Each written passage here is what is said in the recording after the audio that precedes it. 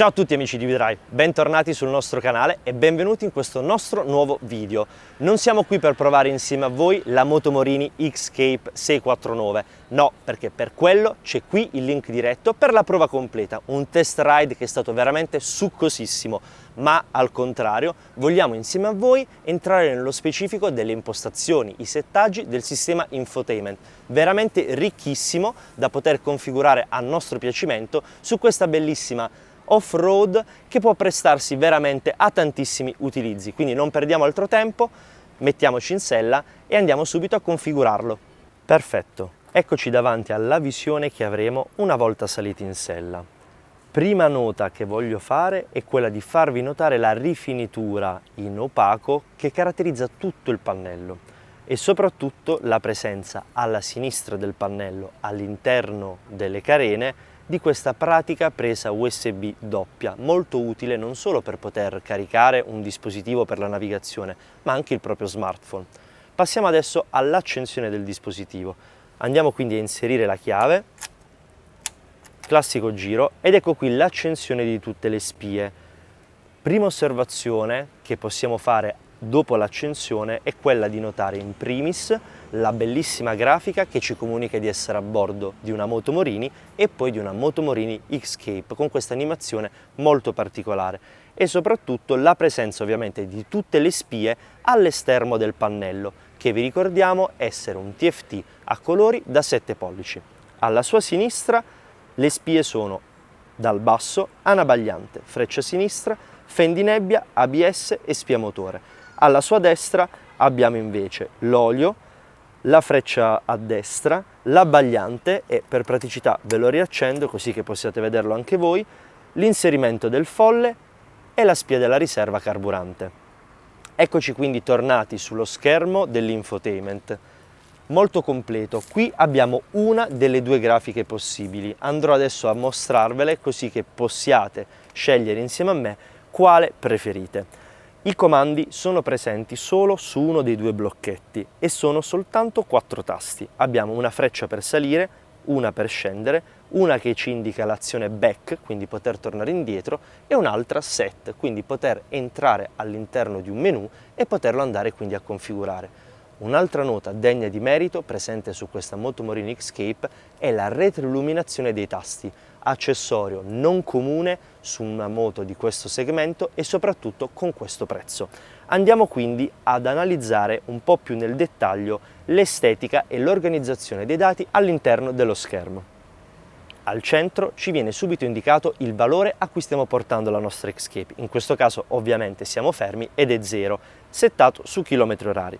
Poco più sopra abbiamo un'onda che corre lungo tutta la larghezza del pannello, passando da 0, come in questo caso, poiché è spenta appunto, fino ad arrivare a una quota massima di 11, che sta per appunto i giri minuto del motore. In questo caso zona rossa indicata tra i 9 e gli 11, quindi tra i 9.000 e gli 11.000 giri. In alto a destra troviamo l'indicazione dell'orario, che può essere ovviamente settata e personalizzata in base alle esigenze, e in alto a sinistra 3 grandi macro menu: impostazioni, musica e connessione al telefono. Perché sì, altro aspetto importante e non comune su questo sistema infotainment è la possibilità di poterlo collegare al proprio smartphone.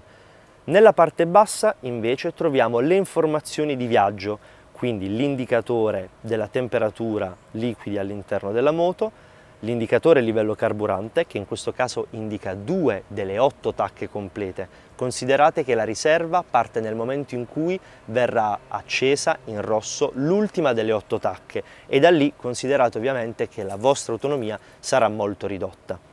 Proseguendo abbiamo al centro la modalità estetica che stiamo visualizzando, in questo caso è Ride. Andando quindi poi io ad agire con il selettore basso sul blocchetto di sinistra, come in questo caso, vedrete che sarò sceso fino alla modalità Ride. Questa è appunto la visione estetica che possiamo visualizzare sul pannello. Andiamo ora quindi a cambiarla premendo su Set e da Ride passiamo ad Off-Road. Ed ecco quindi cambiare l'organizzazione dell'estetica del pannello. In questo caso l'estetica off-road rispecchia proprio la indole fuoristradistica di questa Motomorini X-Cape 649.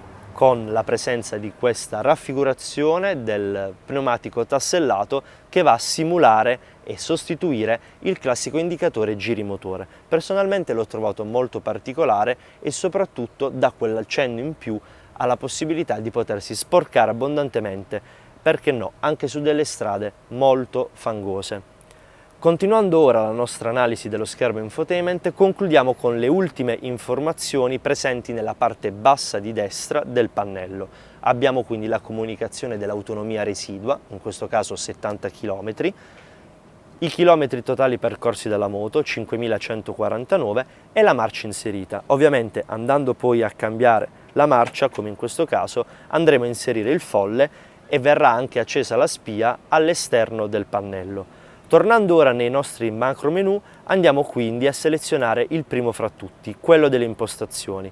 Ecco quindi attraverso il tasto Set poter trovare all'interno del macro gruppo impostazioni 4 sottomenu: Info, Connetti, Schermo, Sistema.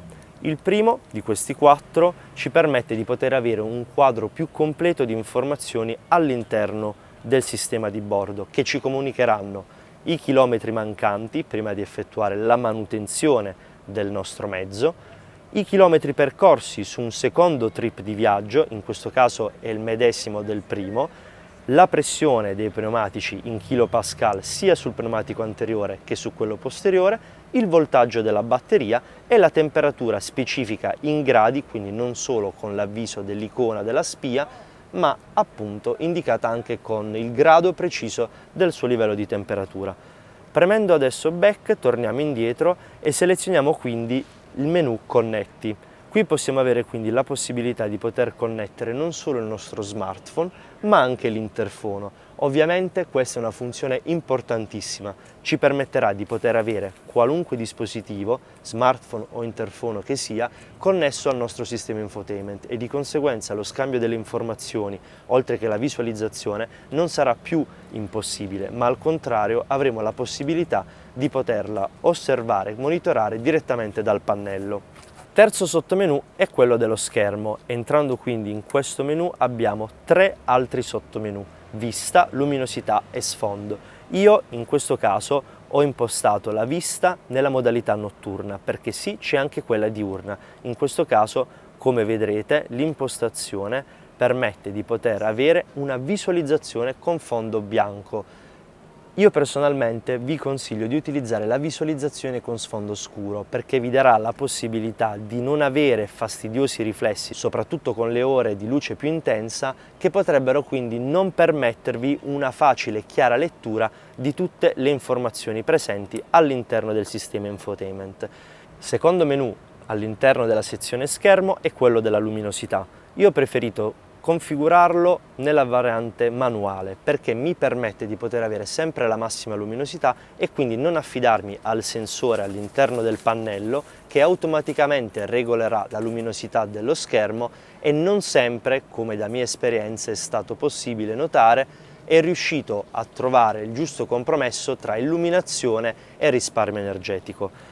Terzo menu è quello dello sfondo. Qui possiamo andare a personalizzare sia lo sfondo Ride, che è appunto quello più classico, che quello off-road con il pneumatico tassellato che simula i giri motore dell'X-Cape. In questo caso abbiamo diversi settaggi. Andiamo appunto nella sezione Ride, dove avremo la possibilità di poterlo visualizzare attraverso l'estetica Road, piuttosto che Pure, Dirt e Next. Io ho scelto la Pure. Stesso dicasi ovviamente per la sezione off-road, anche qui possiamo scegliere sia Pure che Dirt. Io anche in questo caso ho scelto Pure, penso si sia capito, preferisco non avere tanti fronzoli estetici poiché voglio avere sempre chiare le informazioni sullo schermo. Torniamo adesso indietro così da andare a visualizzare l'ultimo dei menu all'interno della sezione impostazioni, che è quello di sistema. Qui non è tanto utile che scenda nello specifico, avrete la semplice possibilità di poter cambiare la lingua, l'unità di misura e ovviamente regolare data e ora del sistema. Torniamo adesso nella sezione principale dove ritroviamo quindi gli altri 2 macro gruppi che sono musica e telefono. Ovviamente per procedere in questo caso, prima di vedere insieme menu musica e telefono, dobbiamo necessariamente collegare il nostro smartphone Entriamo quindi nella prima sezione, quella delle impostazioni, premendo il tasto Set, secondo sottomenu, Connetti, prima sezione, Interphone 1 e andiamo quindi a visualizzare i dispositivi presenti nei paraggi. Ecco quindi qui apparire il mio smartphone, andiamo a selezionarlo e ovviamente dovremo dare l'ok anche dall'altro lato. Eccoci quindi connessi. Da cosa lo capiamo? Abbiamo ovviamente il simbolo del Bluetooth nella parte destra del nostro pannello. Torniamo quindi indietro e andiamo a visualizzare insieme cosa è cambiato. In primis abbiamo un pop-up all'interno dello schermo che ci comunica il brano che stiamo riproducendo. Ovviamente andando io a cambiare il brano ci cambierà anche l'indicazione su qual è il brano che stiamo ascoltando e nel caso in cui volessimo capire e osservare meglio ciò che sta succedendo, anche per andare direttamente a cambiare il brano, eccoci quindi entrati all'interno del sottomenu numero 2. Le informazioni che visualizziamo sono l'autore, il titolo del brano e i tasti per poter cambiare brano o piuttosto mettere in pausa, perché sì, attraverso i selettori è possibile poter fare anche questo.